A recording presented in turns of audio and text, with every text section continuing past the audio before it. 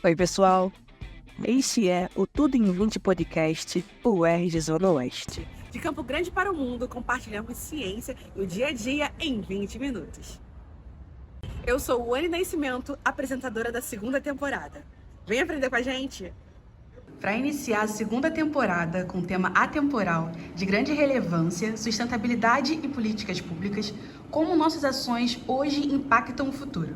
Com imenso prazer, convidamos Carolina Maciel, que é atuante em políticas públicas e sustentabilidade. Por favor, Carolina, se apresente e faça sua audiodescrição. Olá para todo mundo que nos acompanha. Muito prazer. Antes de tudo, quero dizer que eu estou me sentindo muito honrada de estar aqui conversando com vocês, para vocês e com uma grande referência para mim, que é a Wani. Estou muito feliz, de verdade, de voltar nesse espaço para conversar sobre algo que é nosso. É nosso espaço, é nosso lugar, é nossa voz para ser ouvida. Então, muito prazer, eu sou Carolina Maciel, eu sou uma mulher negra de pele clara, eu tô com os cabelos trançados e com alguns cachos também, um macacão preto e um casaco de cobras corais, porque serpentes são o meu grande amor depois das políticas públicas de natureza, tá? E vamos conversar mais, quero saber o que vem por aí. Ai, que incrível! Nós fizemos previamente uma pesquisa sobre o impacto das políticas públicas na sustentabilidade e vida nas comunidades carioca. E a maioria dos participantes sabem o que são políticas públicas ou disseram que já ouviu falar. Mas quanto à aplicação delas em seu bairro ou na comunidade, nesse momento eles acreditam que não é tão eficaz assim e que precisa melhorar. Carolina, você pode nos explicar o que são políticas públicas e como elas se relacionam com a sustentabilidade? Claro, e eu entendo um pouco desse sentimento também de parecer distante, de parecer algo não palpável, sabe? Que a gente não pode medir, porque é isso. São vozes, são discussões, são debates, até que de fato se tomem iniciativas. Isso demora, isso leva um tempo e leva muita participação, muita colaboração. Políticas públicas são ações, esse conceito ele fala sobre ações que são desenvolvidas pelo governo para garantir os direitos da população, no caso Brasil, população brasileira, sobre determinados temas, diversos temas na verdade. Lazer, economia, educação, saúde e meio ambiente também, um desses temas super importantes para a gente. Hoje a gente tem na nossa Constituição Federal do Brasil o artigo 225, que fala que todos nós, mesmo, temos direito a um meio ambiente ecologicamente equilibrado e saudável.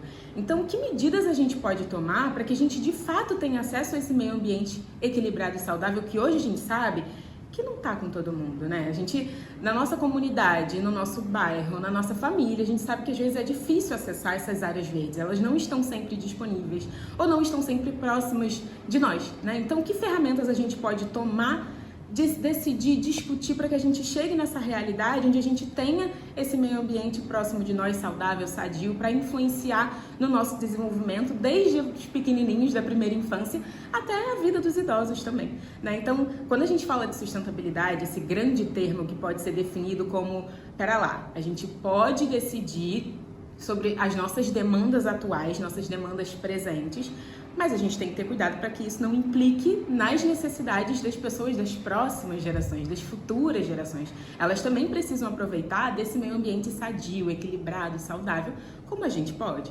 Então, nesse grande conceito de sustentabilidade, a gente pode olhar para as políticas públicas e falar: olha, a gente pode pensar melhor sobre a qualidade do ar.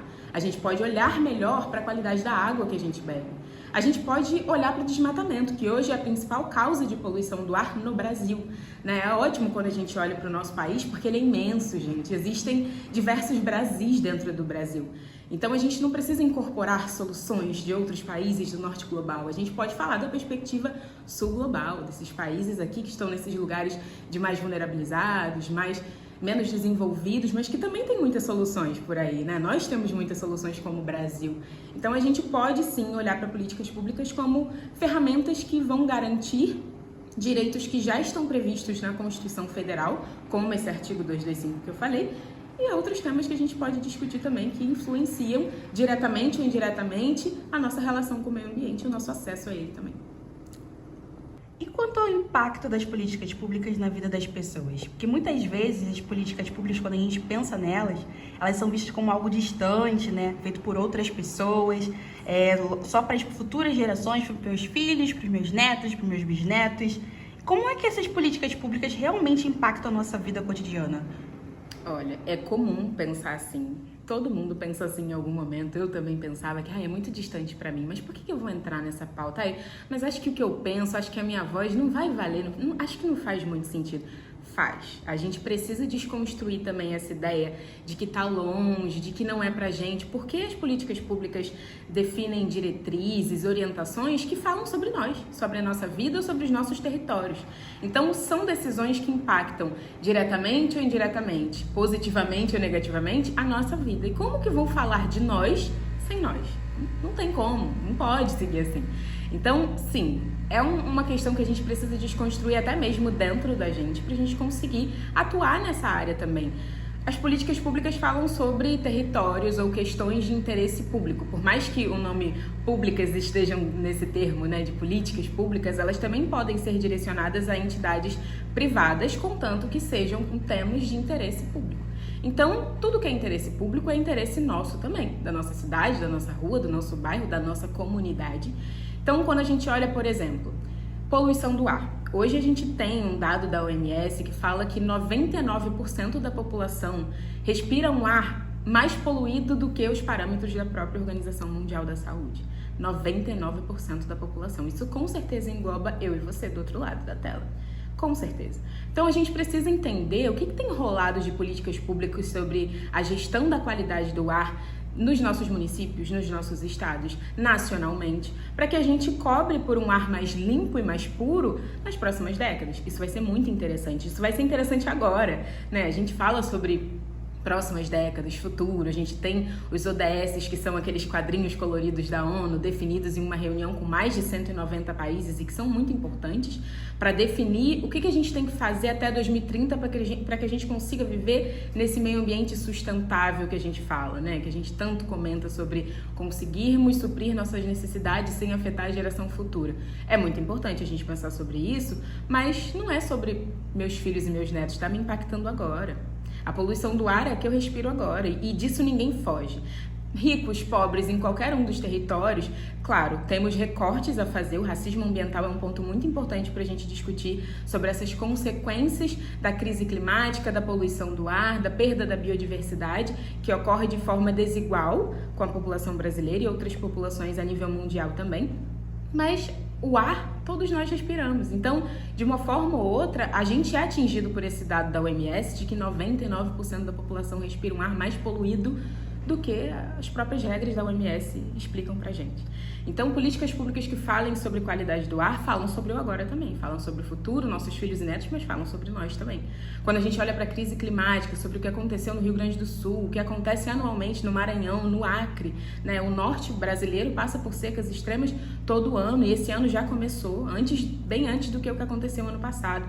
Então são questões que nos impactam agora e que a gente consegue já sentir na pele. Não é mais sobre o urso polar que a gente via na escola, de olha, crise climática é isso aqui, o urso polar tá ali só num pedacinho de gelo. Não, hoje a gente consegue fazer um recorte local do que nos afeta, sabe? Então políticas públicas falam sobre temas de interesse público e que estão comuns no nosso dia a dia. Às vezes parece que não, por ser uma pauta um pouco mais técnica, mas é sobre a nossa vivência e a nossa voz. Então a gente também precisa falar, a gente também precisa ser escutado, seja numa audiência pública, seja chegando junto de algum coletivo que existe próximo da sua comunidade, ou num grupo da sua faculdade que também pesquise sobre políticas públicas ou que tem interesse em agir localmente, pensando globalmente também.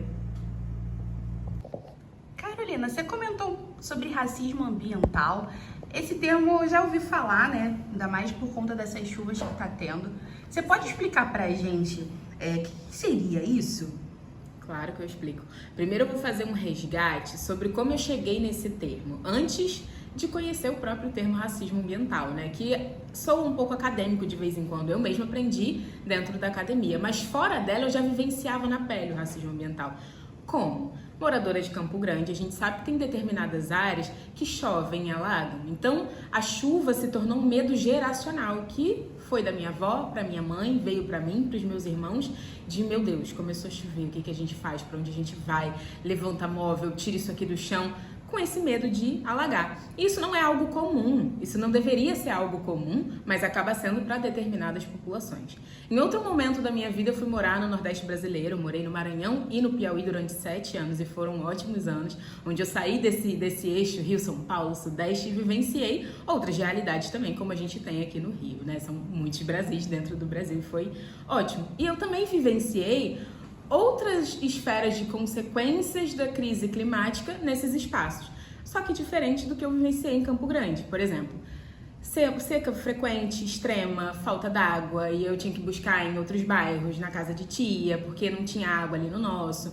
Processo de desertificação próximo de onde eu morava também, não exatamente na região da minha casa, mas no bioma que cercava aquela região.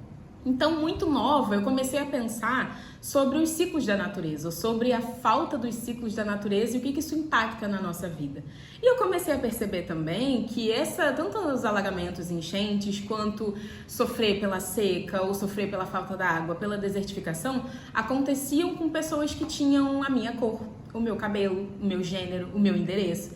Então, não era algo isolado. Não, é um recorte muito importante que a gente faz, onde a gente encontra pessoas racializadas como sendo as pessoas mais impactadas negativamente pela crise do clima, a crise da perda da biodiversidade e a crise da poluição, que são as 3 grandes crises planetárias que a ONU traz, que a gente está vivenciando hoje em dia, que também são crises dos direitos humanos, porque impacta muito a nossa vida, principalmente a vida de crianças que, por conta do seu desenvolvimento acelerado, por exemplo, quando a gente fala de respiração, de poluição do ar, as crianças respiram 50% mais por cada quilo corporal do que adultos, porque eles estão no processo ali de desenvolvimento, então eles estão respirando mais. Quando o ar está poluído, eles estão ali mais vulneráveis a essa poluição do ar. Isso pode ocasionar em diversos problemas de saúde, incluindo a morte.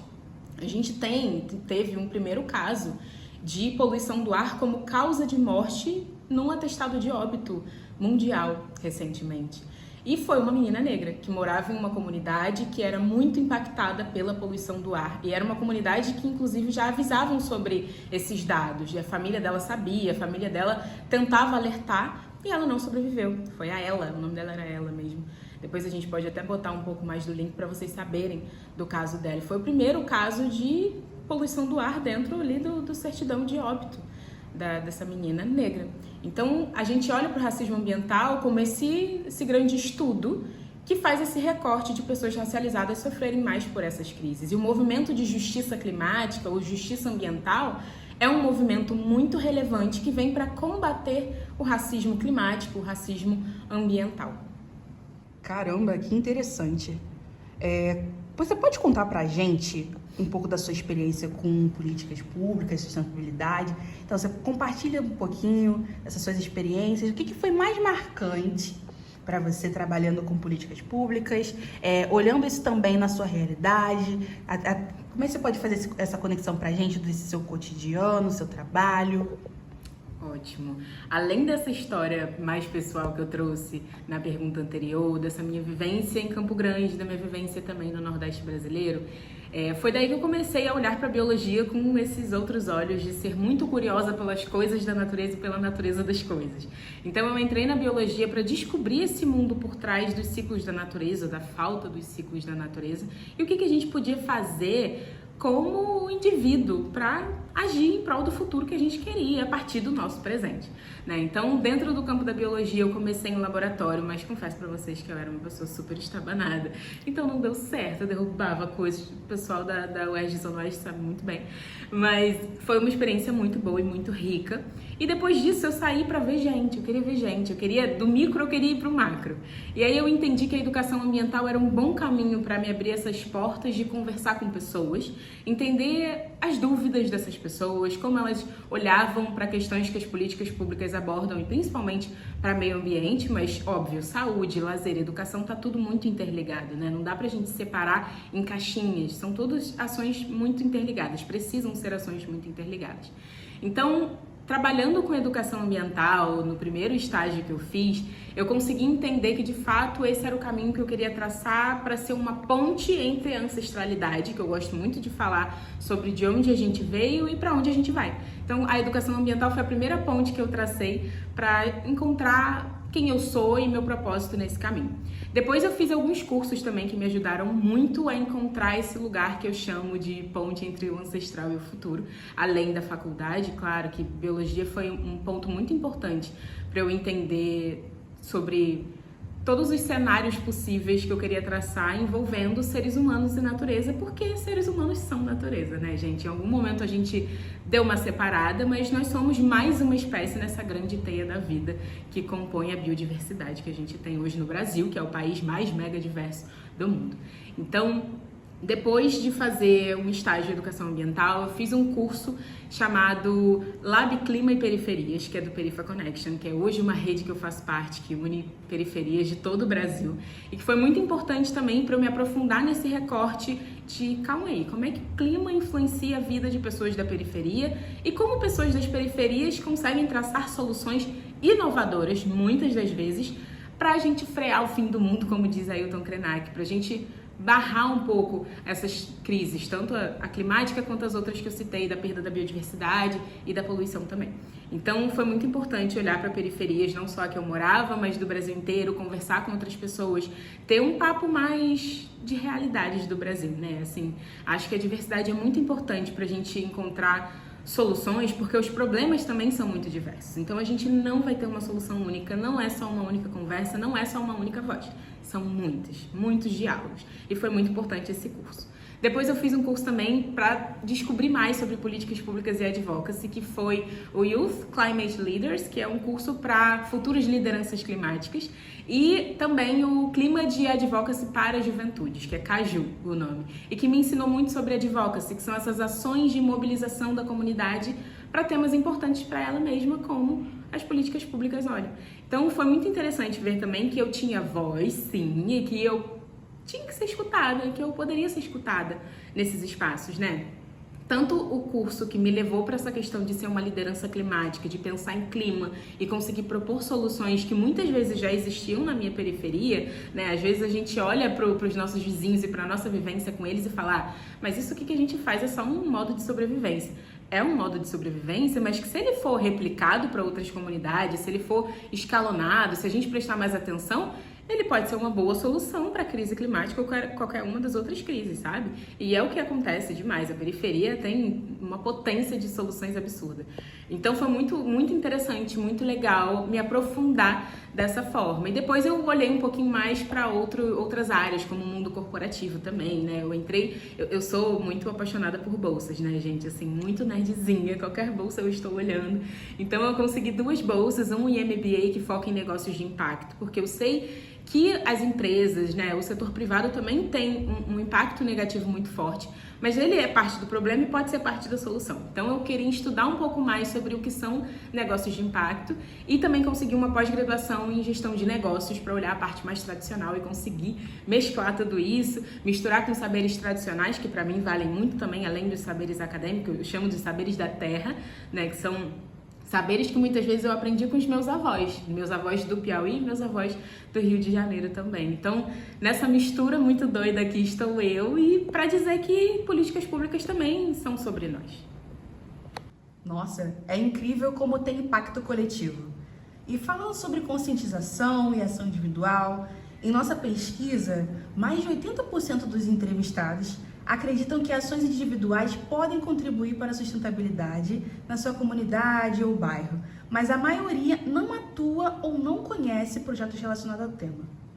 O que nós, como indivíduos, como é que eu ou meus familiares, podemos fazer para contribuir para a sustentabilidade e influenciar as políticas públicas? Boa. Olha, de fato, a solução, ela precisa ser coletiva, não tem outra saída a não ser colaboração. Tem uma frase, inclusive, que Nego Bispo diz muito, que é um grande filósofo, um grande pensador. Nego Bispo e Ailton Krenak dizem muito sobre, para a gente conseguir alcançar o desenvolvimento sustentável que tanto se fala, a gente precisa ter envolvimento. Então, para ter desenvolvimento, é preciso ter envolvimento. Isso já diz tudo. Precisa ser colaborativo. E é só a gente olhar para as próprias soluções baseadas na natureza. No Instituto Alana, que é esse grande instituto que está completando 30 anos esse ano e que defende os direitos das crianças a terem uma floresta em pé, uma vida saudável, com lazer, com soberania alimentar, com qualidade de vida mesmo, de forma inspiracional e promovendo também com muita seriedade esse mundo melhor para as crianças a partir da perspectiva do Sul Global, o Instituto Alana ele fala muito sobre educação baseada na natureza e soluções baseadas na natureza, que é olhar para a natureza e aprender com ela, porque ela já nos diz muito, ela nos diz tudo. Então, quando a gente olha para a natureza, ela vê que ela funciona perfeitamente em diversidade. Aquela árvore que está ali, que produz um fruto, que ou serve de alimento para animais, para seres humanos, ou então vai cair ali, vai crescer outra árvore a partir daquele fruto, ou vai ser carregada para um rio e também vai servir de alimento para alguns animais que estão ali. Tudo funciona em perfeita harmonia quando é feita em colaboração com diversidade. Então, olhando para a gente, olhando para o lugar que a gente mora, para a nossa comunidade, sim, ações individuais, quando elas são faladas, são vistas, são replicadas, elas se tornam ações em conjunto, ações em coletivo. E super faz a diferença. Eu sei que às vezes não, porque é pequeno, mas sou eu. É você agora, mas depois vai aumentar para pessoas da sua família, da sua rua, do seu bairro, da sua universidade. Então é muito importante a gente sim focar em ações individuais também. E essas ações individuais, elas podem ir desde vou aprender a separar meu lixo em casa, vou separar pelo menos o lixo orgânico para fazer uma compostagem, eu vou descartar ele ali de uma forma correta, porque hoje a gente tem muito lixo orgânico que inviabiliza às vezes a própria reciclagem. Então, separar o lixo em casa já é um bom começo. Observar quais são as pessoas que você votou recentemente, o que a sua família votou, como você pode conversar com essas pessoas, porque a gente pode, tá? A gente votou e a gente não tem responsabilidade só na hora de apertar o verde, não. A gente tem responsabilidade de entender o que essas pessoas estão fazendo. Elas estão indo por um caminho responsável, sustentável, que visa ali a garantia dos nossos direitos? Será? Vamos conversar, vamos dialogar, vamos marcar uma reunião, vamos participar de uma audiência pública para também falar e a nossa voz ser ouvida? Tem diversos níveis de ações individuais que a gente pode fazer. Tem um guia da ONU que se chama Guia do Preguiçoso para Salvar o Mundo. E eu adoro ele, porque ele tem vários níveis de hoje eu tô muito preguiçosa, eu vou fazer essa série de ações aqui que eu posso fazer do sofá da minha casa. Ou então, não, hoje eu tô com disposição para ir na rua. Tem uma série de ações que você pode fazer já para sair do seu sofá. E isso vai aumentando conforme o seu nível de engajamento e o quanto você quer se envolver. Mas é importante lembrar que a gente não tá sozinho nessa, né? A gente não precisa inventar a roda, a gente não precisa partir do zero. Com certeza tem algum coletivo, algum grupo perto de você, no seu bairro, na sua universidade, que tá precisando de uma mãozinha, tá precisando de mais uma cabeça pensante ali para decidir, discutir, participar, né? Então é muito importante que você também olhe para o lado, veja quem está fazendo ou quem tem vontade de fazer. Se não estiver perto de você, já deixa a dica para você mesmo começar ali um coletivo, uma reuniãozinha no bairro que seja. Mas é muito importante, sim, a gente começar por essas ações individuais. A sua pesquisa mesmo diz que muitas pessoas acreditam nela, mas que também a maioria não se envolve. Então tem alguma coisa faltando aí e é justamente a nossa ação, a gente fala, não, preciso botar a mão na massa, né? Ou melhor, a mão na terra. E aí a gente vai e planta junto. Nossa, com essas ideias e informações, engaja a fazer mais coisas, né? Principalmente com o coletivo. E como é que as comunidades, ou como no bairro, a gente pode se organizar para pressionar por políticas públicas mais eficazes e sustentáveis? Perfeito. Olha, é isso. A gente não precisa partir do zero. A gente não precisa carregar o peso de resolver todos os problemas do mundo e principalmente a crise climática, que é um grande problema. Hoje a gente fala muito de eco-ansiedade ou ansiedade climática, que é essa sensação de, meu Deus, eu sou muito pequena para um problema muito grande, eu não vou conseguir resolver. Mas você não está sozinha e a gente consegue sim. Várias políticas públicas que foram implementadas só foram implementadas porque tiveram uma força coletiva por trás, né? Tiveram pessoas falando, olha, eu apoio, olha, isso aqui faz parte da minha realidade, não, eu quero que isso aconteça. E aí, realmente, foi ouvida e foi implementada.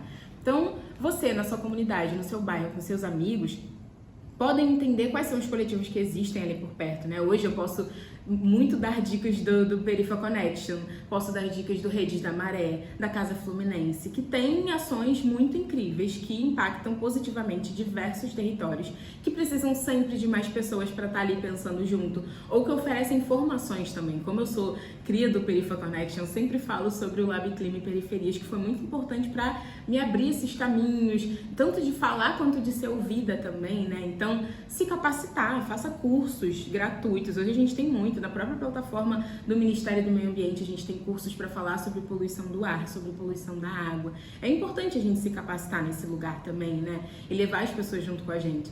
Votar conscientemente, depois correr atrás dessas pessoas que a gente votou para entender o que elas estão fazendo, o que elas podem fazer a mais, se tem alguma pauta urgente que a gente poderia discutir junto. Acontecem diversas audiências públicas sobre ações que envolvem o nosso território, então é algo também para a gente estar sempre atento em redes que são confiáveis, que trazem ali essas notícias sobre o nosso território e como a gente pode agir como indivíduo para, de fato, pressionar por um futuro que a gente quer, né? Assim, tem experiências muito legais sobre essas questões de políticas públicas que eu já vivenciei, mas eu vou falar sobre um momento muito rápido, assim, do que o Instituto Alana fez, que eu estive envolvida, que foi plantar a semente do Marco Legal Criança e Natureza, que é o nosso PL 2225, e esse 225 obviamente faz referência ao artigo da Constituição Federal, o artigo 225, que é aquele que eu falei que nós temos direito a um meio ambiente saudável, equilibrado, sadio.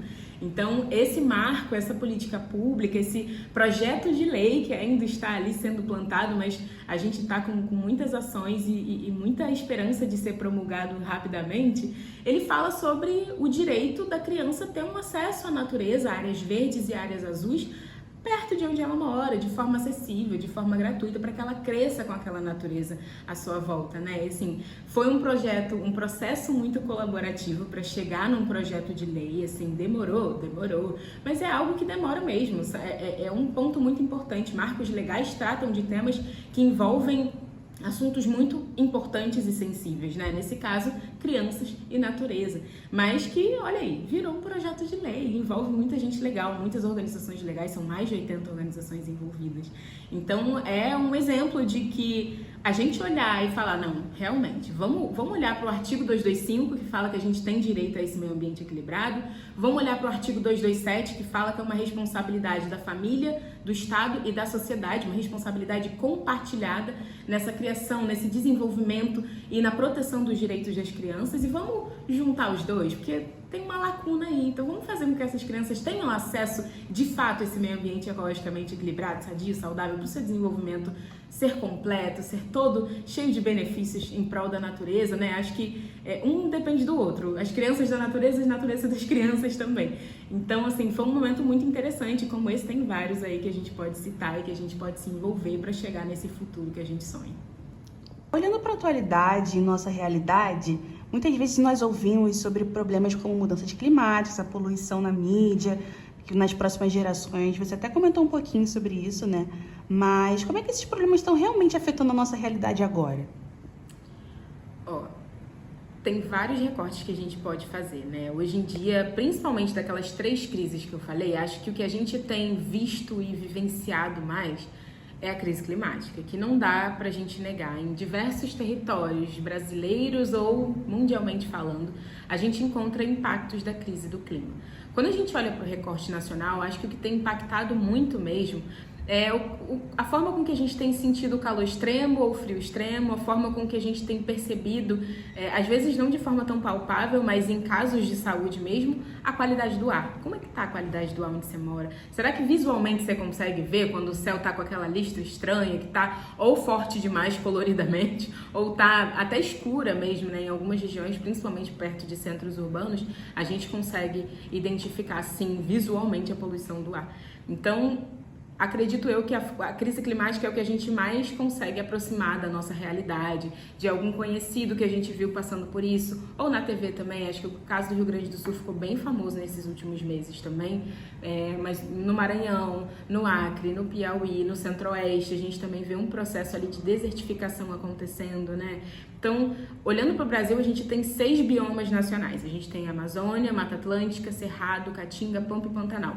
Cada um deles tem características únicas que são incríveis e que de alguma forma estão sendo impactadas por essa crise do clima. Inclusive a crise da biodiversidade, né? Uma está ali retroalimentando a outra. Por exemplo, os incêndios no Pantanal, eles fazem com que a gente perca de fato muitas espécies. E isso é horrível, principalmente para as crianças que estão nesse processo de desenvolvimento, onde o contato ou não com a natureza vai causar muito mais malefícios do que quando a gente está olhando para populações adultas, afeta o seu desenvolvimento cognitivo e físico, suas habilidades socioemocionais, a forma com que ela vai se alimentar, né? A própria segurança alimentar das crianças e das suas comunidades, principalmente quando a gente fala de comunidades indígenas, ribeirinhas, quilombolas, que dependem desses processos da natureza e que muitas vezes já têm os seus direitos humanos violados. Então a crise climática ela também acaba agravando essa violação de direitos humanos para essas comunidades que são mais vulnerabilizadas. A gente perde também espécies que a gente nem conhece, espécies que ajudariam a gente a descobrir soluções para doenças, a formular novos medicamentos que tem ali em suas bases ativas muitas vezes natureza, né, de fato. Então influencia muito em todos os campos da nossa vida. Uns estão mais próximos da gente, como perder casa, perder parentes, ou ter ali o seu dia a dia impactado porque choveu muito numa época que não era para ter chovido, ou algo que está mais distante, como essas super secas, como a crise da falta d'água, que já hoje a gente percebe alcançar algumas comunidades, mas outras não. Mas de qualquer forma, olhando para nível Brasil, a gente consegue fazer vários recortes de como essas crises estão impactando a gente. Esse cuidado com o nosso meio ambiente, comunidade local, é muito ancestral, né? E faz parte da identidade dos povos originários também. E tem muito do continente africano também. O Ubuntu. Eu sou e existo hoje porque nós somos, e isso inclui nossos amigos, nossos familiares. Carolina, você menciona frequentemente a perspectiva ancestral em seu trabalho. Como é que isso influencia nas suas abordagens para um futuro sustentável? Ai, gente, influencia em tudo, absolutamente tudo, do meu mecanismo de pensamento e pesquisa, até de fato o que eu falo, né, dentro desses espaços onde eu coloco a minha voz para ser algo ativo em prol da sustentabilidade, desse futuro que eu falo de sonhar tanto, que é um futuro ancestral. Eu acredito muito que a gente não pode mais continuar pensando da forma que a gente está, dessa forma linear de a gente vai extrair do meio ambiente, a gente vai fazer um produto, não gostamos mais? Vamos jogar no lixo. Para onde vai esse lixo? Não existe nem jogar fora, continua tudo dentro do mesmo planeta. Então essa lógica linear não faz mais sentido. Seguindo ela, a gente parou aqui nas 3 crises globais, planetárias, que estão impactando os direitos humanos e muito mais os direitos das crianças. Então a gente não pode seguir mais essa esfera linear. E qual é a solução? Uma esfera, um ciclo, um olhar circular, de circularidade, de coletivo, que a gente encontra onde? Nessas populações tradicionais, povos indígenas, populações africanas, populações quilombolas, comunidades quilombolas, que vêm muitas vezes desse grande olhar da população africana, um continente incrível e muito rico. Então, quando eu olho para a minha ancestralidade, que é quilombola também, eu encontro várias soluções para várias crises, e crises pequenas em casa, na minha comunidade, e crises planetárias também, por que não? Né? Assim, eu olho muito para muitos relatórios globais, socioambientais, que falam muito sobre pessoas da minha cor, do meu gênero, do meu bairro, serem pessoas que são mais vulnerabilizadas e que sofrem mais pelos impactos dessa crise, e isso se interliga lá com o racismo ambiental que a gente falou no começo, e é uma verdade. A gente, mulheres, pessoas negras, pessoas indígenas, crianças, pessoas com deficiência, pessoas do sul global, que todos nós a nível Brasil somos sul global, são pessoas que estão ali no lugarzinho de mais vulnerabilizadas e que estão sofrendo mais, de fato, nós somos. Mas a gente não é só isso, a gente também é uma voz ativa, pode ser uma voz ativa, um agente ativo em prol de soluções. A gente pensa e pensa muito bem e pensa de forma inovadora. Então, como a gente pode olhar para dentro das nossas comunidades, como a gente pode aprender com povos indígenas que hoje são 5% de toda a população mundial, mas detêm 80% de toda a biodiversidade do planeta, sabe? Então, como é que 5% de uma população vem enfrentando ao longo de muitos anos diversas violações e ainda assim conseguem manter vivo 80% da biodiversidade do planeta? Tem muito aprendizado nisso, gente. Tem muita coisa que a gente tem que aprender, que a gente tem que replicar, sabe? E isso vem mesmo de escuta ativa. Entender como eles fazem, ouvir, referenciar, é muito importante. Financiar, né, essa repartição de conhecimento, essa repartição justa, econômica, financiar essas pessoas, porque é um grande trabalho que elas vêm fazendo, que podem ser soluções para salvar a gente do fim do mundo, né? Então, tem muito do conhecimento ancestral que eu uso em tudo que eu trabalho, esses saberes da terra, somados aos saberes acadêmicos, para mim são incríveis, porque a gente consegue fazer um grande mix de soluções, que é aquilo que eu falei, se os problemas são diversos, as soluções também precisam ser, e a gente consegue chegar, de fato, num lugar onde a gente vai escutar, vai aprender, vai falar e vai ter soluções incríveis para problemas que vêm assolando a gente nesse ciclo, nessa linha, e que a gente pode transformar num ciclo igual a própria natureza faz dentro dela. E, enfim, viver de forma justa, equitativa, saudável, junto com um meio ambiente equilibrado. E para finalizar, qual mensagem você gostaria de deixar para os nossos ouvintes sobre a importância da sustentabilidade e da ação coletiva? Eu sempre gosto de falar que a sustentabilidade é sobre todo mundo. Se a gente está falando sobre suprir as nossas necessidades, pensando também nas gerações futuras, eu estou falando de todo mundo, independente da sua formação. Eu sou bióloga, fiz biologia e gestão ambiental na UERJ Zona Oeste, mas não é só sobre biologia, não são só biólogos e biólogas que podem falar sobre sustentabilidade, lutar por esse futuro, por essas políticas públicas que fazem diversas diretrizes sobre temas que nos impactam. Todas as formações, todas as pessoas, a partir de quem você é, de onde você veio, de onde você fala, sim, você tem uma mente incrível, você tem bagagem, você tem um conhecimento que pode ser compartilhado para a gente alcançar um futuro magnífico em coletividade. Então, a minha grande mensagem final é isso, assim, não podemos deixar ninguém para trás, a sua voz faz sentido, a sua voz tem importância, vem para o movimento, a partir de quem você é, do que você tem, vai ser muito bom a gente construir junto.